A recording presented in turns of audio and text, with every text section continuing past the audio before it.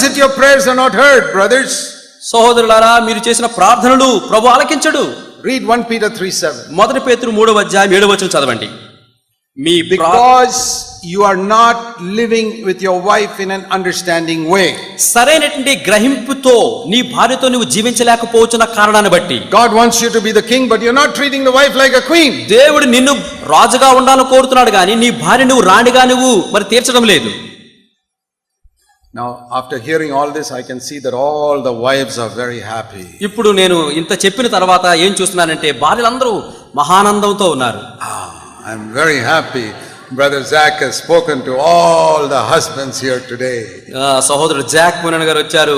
భర్తలందరూ ఎట్లా ఉండాలో మాకు చెప్పారని చెప్పి సంతోషంగా ఉన్నారు భార్యలు. Now I want to make the husbands happy.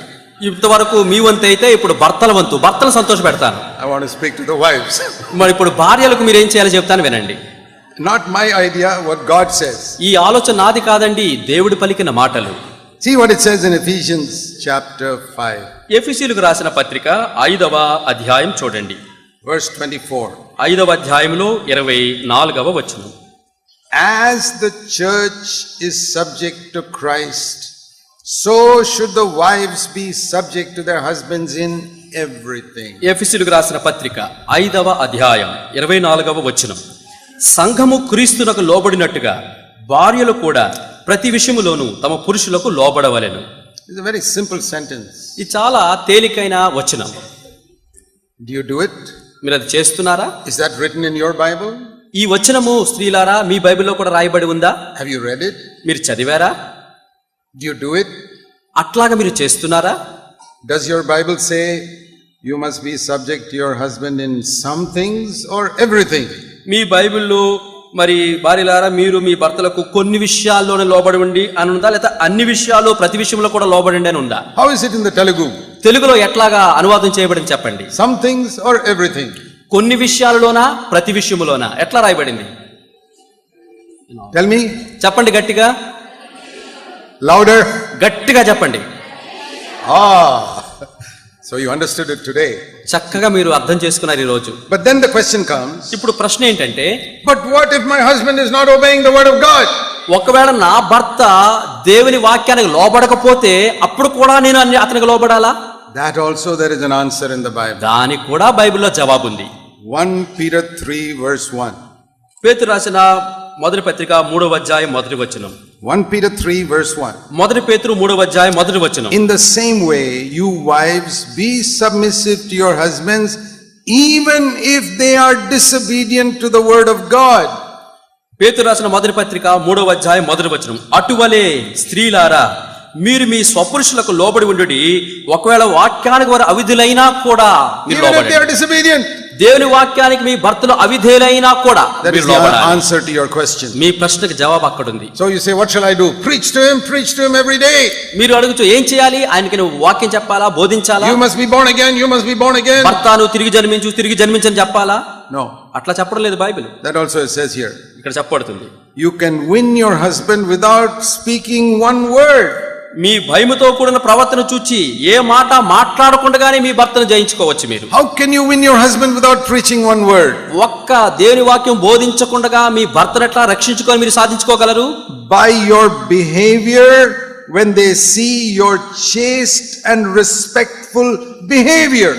భార్యలారా మీరు ఎప్పుడైతే భయముతో కూడిన ప్రవర్తన కలిగి ఉంటారో అది భర్తను చూచినప్పుడు వారు రక్షణ పొందుతారు. When they see, oh, what a change Jesus has brought in my wife. యేసుక్రీస్తు ప్రభువు నా భార్యలో ఎంత గొప్ప మార్పు తీసుకొచ్చాడు అని భర్త చూచినప్పుడు. She is not shouting at me. ఇదివరకులాగా నా మీద అరవటం లేదు. Even when I do something wrong. నేను ఒకవేళ పొరపాటు చేసినా అరవటం లేదు. She is forgiving me. నన్ను క్షమిస్తుంది. She is serving me. నాకు ఇంకా ఉపచారం చేస్తుంది. She is respectful to me even when I am rude to her. నేను ఎంతో కఠినంగా ప్రవర్తించినా నన్ను గౌరవిస్తుంది నా భార్య. It may take a little time. మరి కొంచెం కాలం పడుతుంది. But little by little his heart will be broken. ఒక్క రోజు కాదండి, కొంచెం రోజు కొంచెం ఆ రీతిగా భర్త కఠిన హృదయం పగలగొట్టబడుతుంది. And one day he will be converted. ఒక దినం వస్తుంది ఆయన రక్షణ పొందుతాడు. He will change. మార్పు చెందుతాడు నీ భర్త. I saw in one place ఒక స్థలంలో నేను చూచాను where one rock was split into two. ఒక బండ ఉంది, అది రెండు Big rock. అది పెద్ద బండ రెండు ముక్కలైపోయింది. And they said this is how it was split. వాళ్ళు చెప్పారు, అయ్యా ఇది ఎట్లా పగిలింది అని చెప్పారు. See, from the small little drop of water is falling from there. ఇది ఎట్లాగంటే కింద పెద్ద బండ ఉంది, పైనుంచి నీటి బొట్లు ఒక్కొక్కటి పడుతుంది. One drop. అది ఒకటే బొట్టు, చిన్న నీటి బొట్టు. Drop, drop, drop, drop. ఈ బండ మీద కొండపోతగా కాదు నీళ్లు, Can you- ఒక చుక్క ఒక బొట్టు నీరు పడుతుండేది. Can you break a rock with one drop of water? అంత పెద్ద బండను ఒక నీటి బొట్టుతో పగలగొట్టగలరా? You say impossible. అసాధ్యమే. But it happened. కానీ జరిగింది. After many years, ఇట్లాగా ఈ బొట్టులు పడటం అనేక సంవత్సరాలు జరిగిన తర్వాత drop, drop, drop, one day it broke. ఒక బొట్టు నీటిలో పడినప్పుడు కొన్ని సంవత్సరాలకి పెద్ద బండ ముక్కలైంది. Such a weak thing like a drop of water could break a rock. ఎంత కఠినమైన పెద్ద బండను బలహీనమైన శక్తి లేని ఒక నీటి బొట్టు పగలగొట్టగలిగిందే. That is how a weak wife can deliver her husband from the grip of Satan and bring him to Christ. అదే రీతిగా నీటి బొట్టులాగా బలహీనమైనటువంటి ఒక విశ్వాసులైన భార్య భయభక్తులు కలిగి ఆ రీతిగా భర్త ఇలా ప్రవర్తిస్తే సాతాను చేతిలో ఉన్నటువంటి కఠినమైన భర్తలు విడగొట్టబడతారు. When you do that, ఎప్పుడైతే మీరు చేస్తారో it will bless your children. మీ పిల్లలను అది దీవిస్తుంది. The children also will come into the kingdom of God. నీ బిడ్డలు కూడా దేవుని రాజ్యంలోనికి వారు పెంచబడతారు. If you want to bring up your children in the fear of God, దైవ భక్తితో నీ బిడ్డలను పెంచగొరుకున్నట్లయితే the most important thing is this. ఎంతో ప్రాముఖ్యమైనటువంటి ఆ యొక్క సంగతి ఏమిటంటే, What is the most important thing? ఏంటంటే అతి ప్రాముఖ్యమైనది? You'll say preach the word of God. దేని వాక్యాన్ని బోధించుట అంటారు. No, that is important, but that is not the most important. దేని వాక్యం బోధించడం మంచిదే, ప్రాముఖ్యమైనది, కానీ అతి ప్రాముఖ్యమైనది కాదు. Or you say you must use a rod. లేదా మీరు అంటారు ఒక దండాన్ని వాడాలంటారు. That is important, but not most important. దండాన్ని వాడడం మరి ప్రాముఖ్యమైనది కానీ అతి ప్రాముఖ్యమైనది కాదు. Most important thing అతి ప్రాముఖ్యమైనది ఏంటంటే not even taking them to church. వారిని సంఘాలలోకి తీసుకువెళ్ళటం కూడా కాదండి. That is important, but not most important. సంఘానికి తీసుకువెళ్ళడం ప్రాముఖ్యమైనది కానీ అతి ప్రాముఖ్యమైనది Most కాదు. important is the children must see that daddy and mummy are one.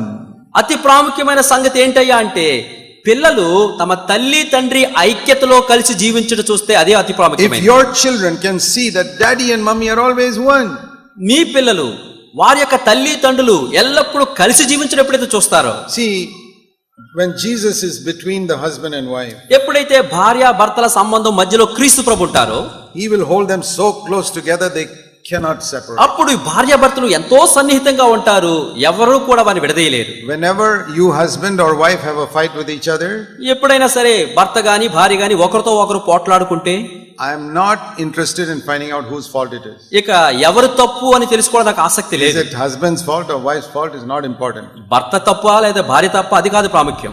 I know who did it. ఎవరు చేశారో నాకు తెలుసు, The devil. అంతే. The devil did it. ఇప్పుడు దయ్యం చేసి ఉంటుంది. And Jesus has gone away from there. ఇప్పుడు యేసుక్రీస్తు వారి మధ్యలోంచి వెళ్ళిపోయాడు. Jesus is not in your home when you and your wife are fighting.